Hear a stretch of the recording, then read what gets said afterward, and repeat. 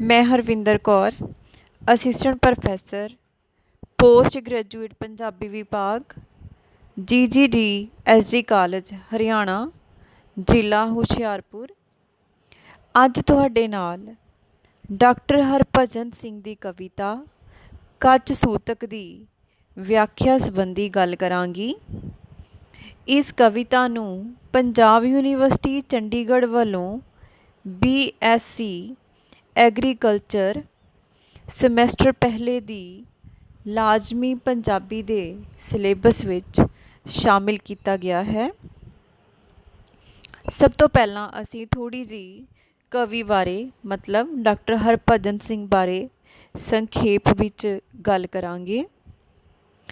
ਆਧੁਨਿਕ ਪੰਜਾਬੀ ਸਾਹਿਤ ਦੇ ਵੱਖ-ਵੱਖ ਖੇਤਰਾਂ ਵਿੱਚ ਆਪਣਾ ਯੋਗਦਾਨ ਪਾ ਕੇ ਮਨੁੱਖੀ ਗਿਆਨ ਦੇ ਦਿਸ ਹੱਦਿਆਂ ਨੂੰ ਜਿੰਨੀ ਕਾਬਲੀਅਤ ਨਾਲ ਡਾਕਟਰ ਹਰਭਜਨ ਸਿੰਘ ਨੇ ਵਿਸਤਾਰਿਆ ਹੈ, ਭਾਰਤੀ ਭਾਸ਼ਾਵਾਂ ਵਿੱਚ ਉਨੀ ਲਿਆਕਤ ਅਤੇ ਯੋਗਤਾ ਸ਼ਾਇਦ ਹੀ ਕਿਸੇ ਹੋਰ ਸਾਹਿਤਕਾਰ ਜਾਂ ਸਮੀਖਿਅਕ ਦੇ ਹਿੱਸੇ ਆਈ ਹੋਵੇ। ਡਾਕਟਰ ਹਰਭਜਨ ਸਿੰਘ ਦਾ ਬਚਪਨ ਬਿਖੜੇ ਅਤੇ ਉਜੜ ਪੈਡਿਆਂ ਵਿੱਚ ਬਤੀਤ ਹੋਇਆ। ਮਾਂ-ਬਾਪ ਵਿਹੂਣੇ ਕਲਮ ਕੱਲੇ ਬਾਲ ਨੂੰ ਜ਼ਿੰਦਗੀ ਵਿੱਚ ਡੂੰਘੇ ਅਤੇ ਤਿੱਖੇ ਹੇਰਵੇ ਦਾ ਅਹਿਸਾਸ ਹੋਇਆ। ਆਪ ਜੀ ਨੇ PhD ਤੱਕ ਦੀ ਸਾਰੀ ਤਾਲੀਮ ਭਾਵ ਸਿੱਖਿਆ ਪ੍ਰਾਈਵੇਟ ਤੌਰ 'ਤੇ ਹਾਸਿਲ ਕੀਤੀ। ਬਾਲ ਉਮਰ ਵਿੱਚ ਹੀ ਆਪ ਜੀ ਦਾ ਘਰ ਅਤੇ ਮਾਪੇ ਵਾਸਤਵਿਕ ਦੁਨੀਆ ਵਿੱਚੋਂ ਗੁਆਚ ਕੇ ਕਲਪਨਾ ਦੀ ਦੁਨੀਆ ਵਿੱਚ ਪ੍ਰਵੇਸ਼ ਕਰ ਗਏ ਸਨ। ਜਿਉਂ-ਜਿਉਂ ਇਹ ਬਾਹਰ ਮੁਖੀ ਸ਼ਖਸੀਅਤਾਂ ਤੇ ਵਸਤਾਂ ਆਪ ਜੀ ਦੇ ਜੀਵਨ ਵਿੱਚੋਂ ਅਲੋਪ ਹੁੰਦੀਆਂ ਗਈਆਂ, ਤਿਉਂ-ਤਿਉਂ ਇਹ ਆਪ ਦੀ ਮਾਨਸਿਕਤਾ ਦੇ ਵਧੀਕ ਕਰੀਬ ਹੁੰਦੀਆਂ ਰਹੀਆਂ। ਲਾਸਾਂ ਤੋਂ ਲੈ ਕੇ ਰੁੱਖ ਤੇ ਰਿਸ਼ੀ ਤੱਕ ਦੀ ਕਾਵਿ ਯਾਤਰਾ ਦੌਰਾਨ ਹਰਭਜਨ ਸਿੰਘ ਦੀ ਕਾਵਿ ਸਾਧਨਾ ਨੇ ਲੰਮਾ ਸਫ਼ਰ ਤੈਅ ਕੀਤਾ ਹੈ। ਪਿਛਲੇ 50 ਸਾਲਾਂ ਦੇ ਇਤਿਹਾਸ ਵਿੱਚ ਭਾਵੇਂ ਬਹੁਤ ਸਾਰੀਆਂ ਲਹਿਰਾਂ ਦੇ ਉਤਰਾਅ ਚੜ੍ਹਾਅ ਆਏ ਹਨ, ਪਰੰਤੂ ਕਵੀ ਹਰਭਜਨ ਸਿੰਘ ਦੀ ਵਿਲੱਖਣਤਾ ਇਸ ਗੱਲ ਵਿੱਚ ਰਹੀ ਹੈ ਕਿ ਆਪ ਨੇ ਕਿਸੇ ਵਾਦ ਵਿਵਾਦ ਜਾਂ ਲਹਿਰ ਦੇ ਮਾਰਗ ਨੂੰ ਸੁਚੇਤ ਰੂਪ ਵਿੱਚ ਨਹੀਂ ਅਪਣਾਇਆ। ਡਾਕਟਰ ਹਰਭਜਨ ਸਿੰਘ ਨਵੇਕਲੇ ਰਾਹਾਂ ਦਾ ਰਾਹੀ ਹੈ।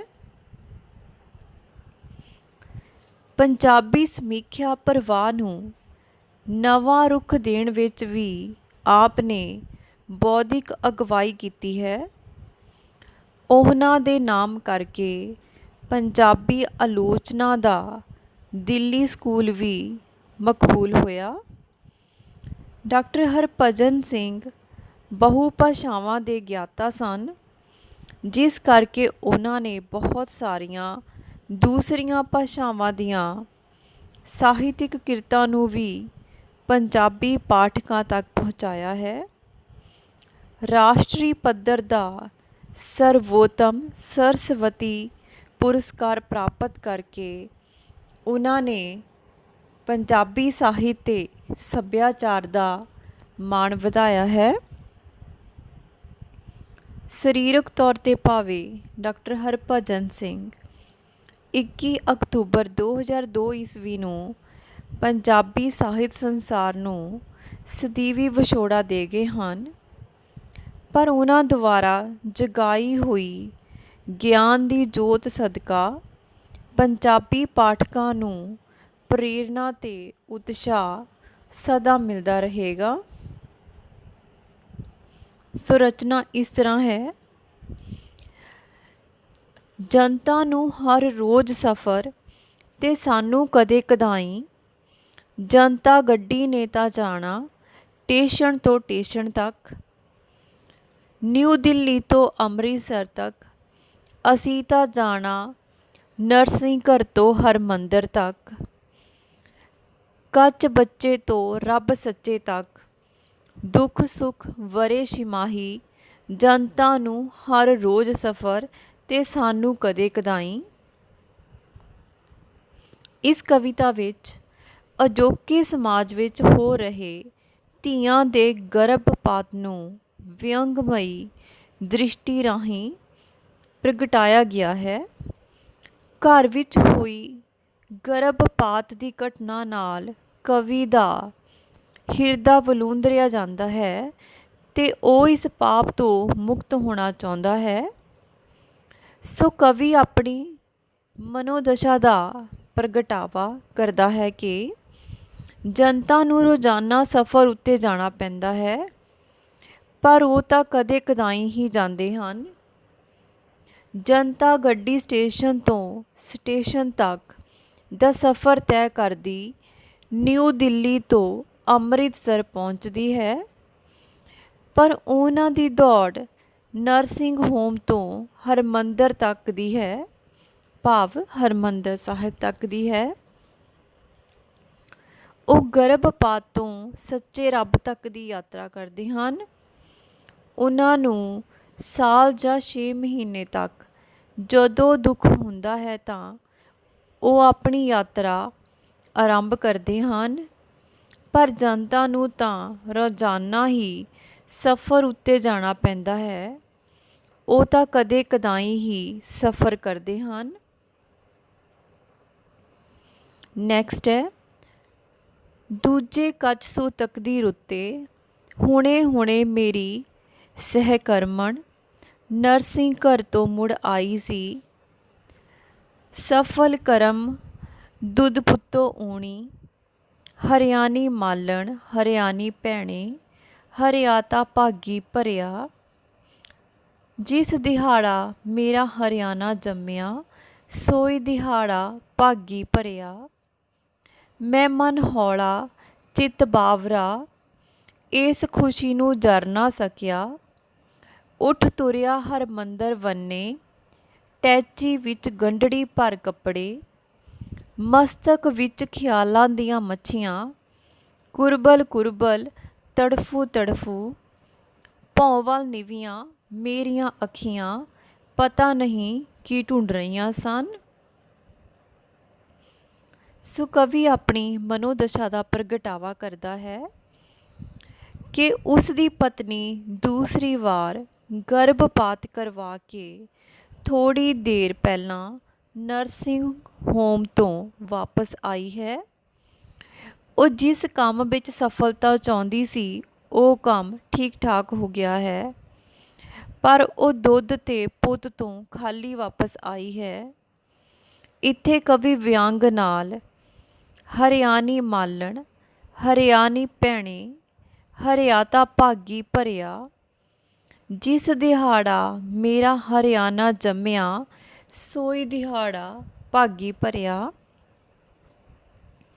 ਇਹ ਲੋਕ ਗੀਤ ਦੀਆਂ ਸਤਰਾਂ ਦਾ ਉਚਾਰਨ ਕਰਦਾ ਹੈ, ਜਿਨ੍ਹਾਂ ਨੂੰ ਪੁੱਤਰ ਦੀ ਖੁਸ਼ੀ ਵਿੱਚ ਅਕਸਰ ਗਾਇਆ ਜਾਂਦਾ ਹੈ। ਇਸ ਹਾਲਤ ਵਿੱਚ ਉਸ ਦਾ ਮਨ ਹੌਲਾ ਹੈ ਤੇ ਚਿੱਤ ਖੁਸ਼ੀ ਨਾਲ ਭਰਿਆ ਹੋਇਆ ਹੈ। ਉਹ ਇਸ ਖੁਸ਼ੀ ਨੂੰ ਬਰਦਾਸ਼ਤ ਨਹੀਂ ਕਰ ਸਕਦਾ ਤੇ ਹਰਮੰਦਰ ਸਾਹਿਬ ਵੱਲ ਜਾਣ ਦਾ ਫੈਸਲਾ ਕਰਦਾ ਹੈ। ਇਸ ਲਈ ਅਟੈਚੀ ਵਿੱਚ ਲੋੜ ਦੇ ਕੱਪੜੇ ਪਾਉਂਦਾ ਹੈ। ਉਸ ਦੇ ਦਿਮਾਗ ਵਿੱਚ ਖਿਆਲਾਂ ਦੀਆਂ ਮੱਛੀਆਂ ਸ਼ੋਰ ਮਚਾ ਰਹੀਆਂ ਹਨ ਤੇ ਉਸ ਦੀਆਂ ਅੱਖਾਂ ਜ਼ਮੀਨ ਵੱਲ ਲੱਗੀਆਂ ਹੋਈਆਂ ਹਨ। ਪਤਾ ਨਹੀਂ ਉਹ ਕੀ ਭਾਲ ਰਹੀਆਂ ਸਨ।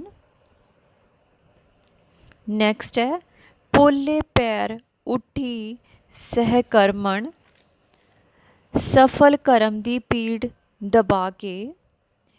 ਇੱਕ ਬੁਰਦਾਰ ਤੌਲੀਆ ਉੱਜਲ ਤੈਅ ਕਰਕੇ ਟੈਚੀ ਵਿੱਚ ਪਾਇਆ। ਕੱਜੀ ਗਈ ਟੈਚੀ ਵਿੱਚ ਗੰਢੜੀ, ਸੌਂ ਗਈਆਂ ਖਿਆਲਾਂ ਦੀਆਂ ਮੱਛੀਆਂ। ਬੇਗਮ ਬੋਲੀ, ਇੰਨਾ ਕੀ ਚਿੱਤ ਨੂੰ ਅਦਰੇਵਾਂ, ਐਨੇ ਵੀ ਕੀ ਖਿਆਲ ਪੁਰਾਣੇ, ਸੰਜਮ ਕਲਾ ਭਲਾ ਹੈ ਕਿਸ ਲਈ। ਹਰ ਮੰਦਰ ਨੂੰ ਜਮ ਜਾਵੋ, ਮਨਚਿਤ ਮੈਲਾ ਧੋਤਾ ਲਾਵੇ। ਕਿਸੇ ਸਬੱਬ ਹੀ ਜਾਣਾ ਬਣਦਾ, ਉਂਝ ਤਾਂ ਧੰਦਾ ਹੀਲ ਕੇ ਲੰਘੇ ਉਮਰ ਇਆਈ। ਜਨਤਾ ਨੂੰ ਹਰ ਰੋਜ਼ ਸਫ਼ਰ ਤੇ ਸਾਨੂੰ ਕਦੇ ਕਦਾਈ। ਸੋ ਕਵੀ ਆਪਣੀ ਮਨੋਦਸ਼ਾ ਦਾ ਪ੍ਰਗਟਾਵਾ ਕਰਦਾ ਹੈ ਕਿ ਜਦੋਂ ਉਹ ਆਪਣੀ ਪਤਨੀ ਦੇ ਦੂਜੇ ਗਰਭਪਾਤ ਤੋਂ ਬਾਅਦ ਹਰਿਮੰਦਰ ਸਾਹਿਬ ਜਾਣ ਦਾ ਫੈਸਲਾ ਕਰਦਾ ਹੈ ਤਾਂ ਉਸ ਦੀ ਪਤਨੀ ਹੌਲੀ ਹੌਲੀ ਆਪਣੇ ਦੁਆਰਾ ਸਫਲਤਾ ਸਹਿਤ ਕੀਤੇ ਕੰਮ ਦੀ ਪੀੜ ਦਬਾ ਕੇ ਅਟੈਚੀ ਵਿੱਚ ਇੱਕ ਸਾਫ ਸੁਥਰਾ ਬੁਰਦਾਰ ਤੌਲੀਆ ਰੱਖਦੀ ਹੈ, ਜਿਸ ਨਾਲ ਅਟੈਚੀ ਵਿੱਚ ਰੱਖੇ ਕੱਪੜੇ ਛਿਪ ਜਾਂਦੇ ਹਨ ਤੇ ਉਸ ਦੇ ਖਿਆਲਾਂ ਦੀਆਂ ਮੱਛੀਆਂ ਵੀ ਸੌਂ ਜਾਂਦੀਆਂ ਹਨ। ਹੁਣ ਉਸ ਦੀ ਪਤਨੀ ਉਸ ਨੂੰ ਸੰਬੋਧਨ ਕਰਦੀ ਹੈ ਕਿ ਉਸ ਨੂੰ ਇੰਨਾ ਉਦਾਸ ਨਹੀਂ ਹੋਣਾ ਚਾਹੀਦਾ ਤੇ ਪੁਰਾਣੇ ਖਿਆਲਾਂ ਵਿੱਚ ਨਹੀਂ ਫਸਣਾ ਚਾਹੀਦਾ। ਇਹ ਤਾਂ ਸਾਰਾ ਕੁਝ ਸੰਜਮ ਕਲਾ ਦਾ ਨਤੀਜਾ ਹੈ। ਉਹਨਾਂ ਨੂੰ ਹਰਿਮੰਦਰ ਸਾਹਿਬ ਜ਼ਰੂਰ ਜਾਣਾ ਚਾਹੀਦਾ ਹੈ। ਉਸ ਨੂੰ ਆਪਣਾ ਮੈਲਾ ਮਨ ਧੋ ਲੈਣਾ ਚਾਹੀਦਾ ਹੈ ਤੇ ਉੱਥੇ ਕਿਸੇ ਸਬੱਬ ਨਾਲ ਜਾਇਆ ਜਾਂਦਾ ਹੈ, ਨਹੀਂ ਤਾਂ ਜੀਵਨ ਦੇ ਧੰਦੇ ਕਰਦਿਆਂ ਸਾਰੀ ਉਮਰ ਬੀਤ ਜਾਂਦੀ ਹੈ। ਇਸ ਤਰ੍ਹਾਂ ਜਨਤਾ ਰੋਜ਼ਾਨਾ ਸਫ਼ਰ ਕਰਦੀ ਹੈ, ਪਰ ਉਹਨਾਂ ਨੂੰ ਕਦੇ ਕਦਾਈ ਮੌਕਾ ਮਿਲਦਾ ਹੈ। ਧੰਨਵਾਦ।